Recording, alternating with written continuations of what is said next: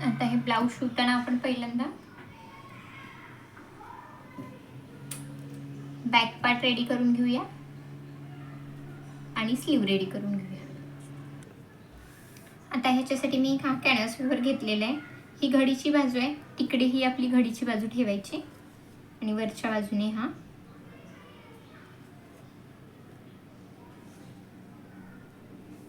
नीट ठेवून घ्यायचा, जसा आपला गळ्याचा आकार आहे त्याच आकारात.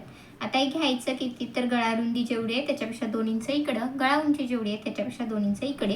हे मी माझ्या प्रत्येक व्हिडिओमध्ये सांगते, ते तुम्ही रेफर जर केलं तर हे प्रत्येक व्हिडिओ बघितला असेल तर त्यात काही महत्त्वाच्या टिप्स तुम्हाला मिळतच जाणार आहेत. तर तुम्ही ते प्रत्येक व्हिडिओ बघत जा. हे आता बॅक साईडसाठी मी हे कॅनव्हास पेपर घेतले, तसंच आपण फ्रंट साईडसाठी पण घ्यायचं आहे. आता हा ज्या आकारात आपण कॅनव्हास पेपरचा वर आकार, हा गळ्याचा आकार कट केला आहे त्याच आकारात इथून साईडून 1 इंच सोडून असं किंवा 1.5 इंच सोडून असा आकार देऊन घ्यायचा. विदाऊट कॅनव्हास पेपर ही तुम्ही टर्न करू शकता जेव्हा कपडा जाड असेल तेव्हा.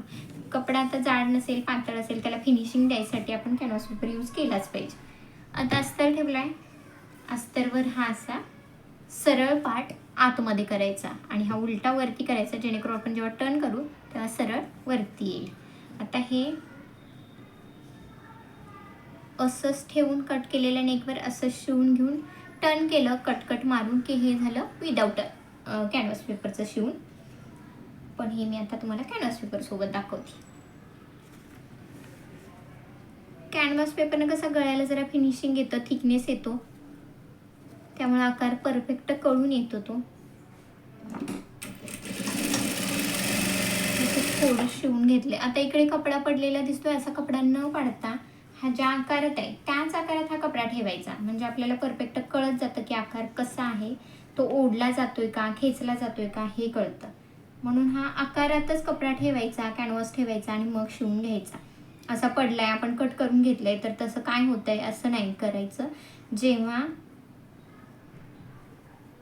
शिवतोय तेव्हा त्याच आकारात ठेवायचा, म्हणजे तर टर्न कुठे करायचा आहे, गोल आकार कुठे द्यायचा आहे, आपल्याला परफेक्ट कळतं.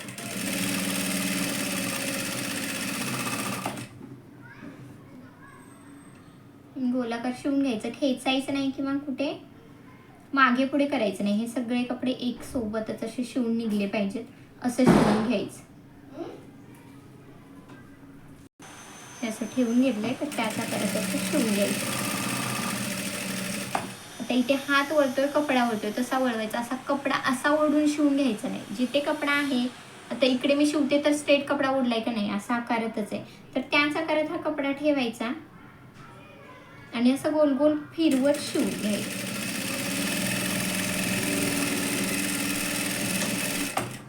असं. आता हे शिवल्यानंतर इथे आपल्याला टक्स मारायचे, सॉरी कट मारायचे. हे असे छोटे छोटे कट मारून घ्यायचे जवळ जवळ जवळ असे, जेणेकरून हा आपला नेक आहे तो नीट पलटवला जाईल. शिलाई पर्यंत न्यायचं, शिलाई कटली नाही पाहिजे.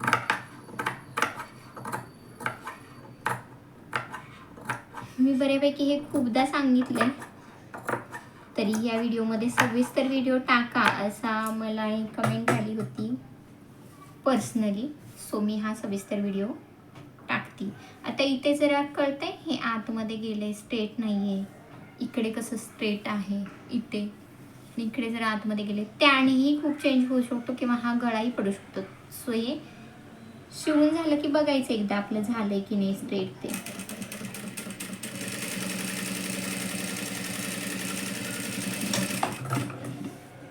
हा बघा, हा दोन्ही शिलाईतला तुम्हाला फरक दिसतच असेल, तेवढ्या शाने सुद्धा फरक पडतो. म्हणून आपलं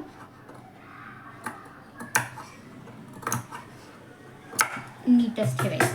आता हे केल्यानंतर हा आपला मेन फॅब्रिक फक्त आपण साईडला घ्यायचा आणि हा जो आहे आतल्या शिलाई मार्जिनचा तो अस्तरवरच राहिला पाहिजे आणि इथे आपण अस्तरवरून दापटीक मारून घ्यायची, पूर्ण फॅब्रिकवर नाही घ्यायचं आपल्याला शिलाई. आता इकडेच गेलाय का तो कपडा आतला हे चेक करत राहायचं आणि शिवून.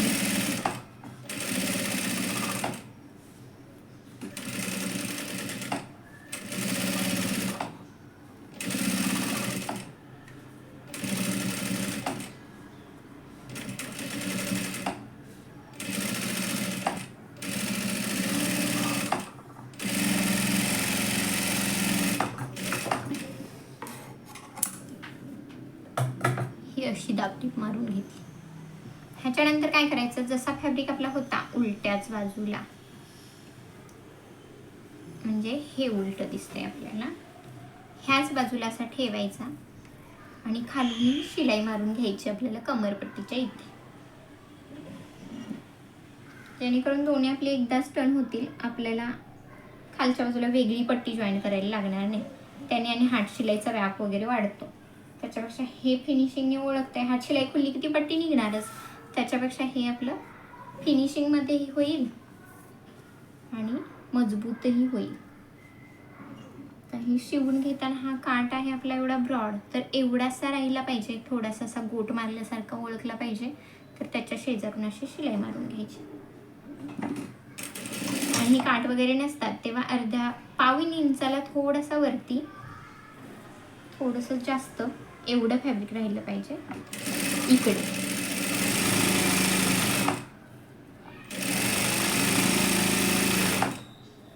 असं शिवून घ्यायचं.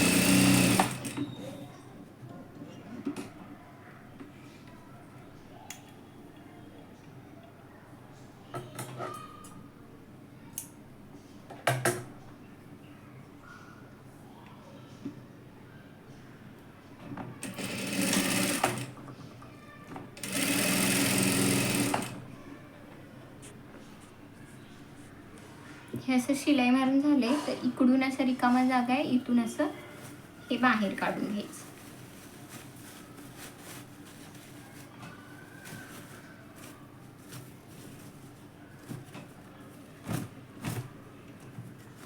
हे बाहेर काढून घेतल्यानंतर इथे आपण अशी दाबटीप मारली आहे, तर तो कपडा आतच गेला पाहिजे. अशा हिशोबाने ह्याला जरा शिलाईकडे शिलाई आहे, म्हणजे अस्तरकडे अस्तर आणि फॅब्रिककडे फॅब्रिक येऊ द्यायचं ना, असा हात नख मारून घ्यायचं. म्हणजे त्याला आपण टिकाऊ राहावं म्हणून ही दाबटीप तर मारून घेतली आहे, पण हे जर असं पण घेतलं नाही करून तर ते गळा नीट ओळखून येत नाही. तर असं करून घेतलं तुम्ही, पाहिजे तर प्रेस करून घेऊ शकता. मी प्रेस करत नाहीये, डायरेक्ट शिवूनच घेते.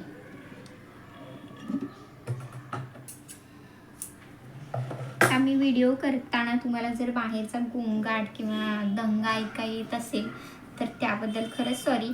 कारण जेव्हा आपण काम करत असतो तेव्हा त्या लोकांना शांत बसा असं आपण म्हणू शकत नाही. ते लोक जेव्हा नसतात किंवा दंगा नसतो तेव्हा आपण दुसरंही काहीतरी काम करतच असतो, त्यामुळे कधी काम करणार हा प्रश्न असतो. त्याच्यापेक्षा जेव्हा मी करते तेव्हा आपला व्हिडिओ करत राहते. जर गोंधळ वगैरे ऐकायला येत असेल तर त्याबद्दल थोडं सॉरी. तर हे आपण दाबटीप मारून घ्यायची.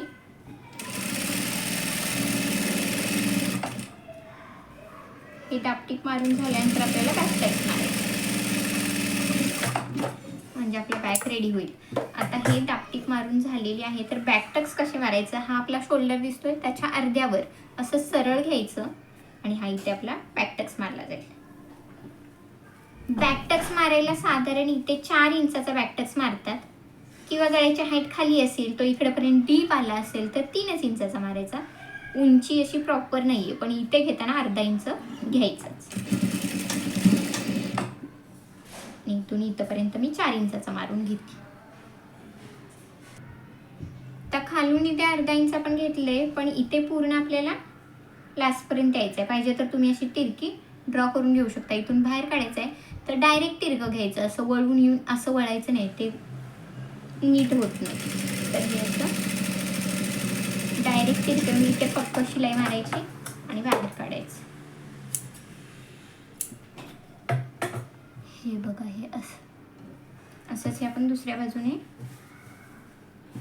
वरच्या बाजूने हे असं काहीसं दिसतं. तसंच ह्याचा सेंटर काढून इकडे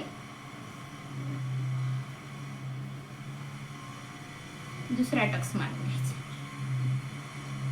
आणि तो बरोबर सेमच आला पाहिजे.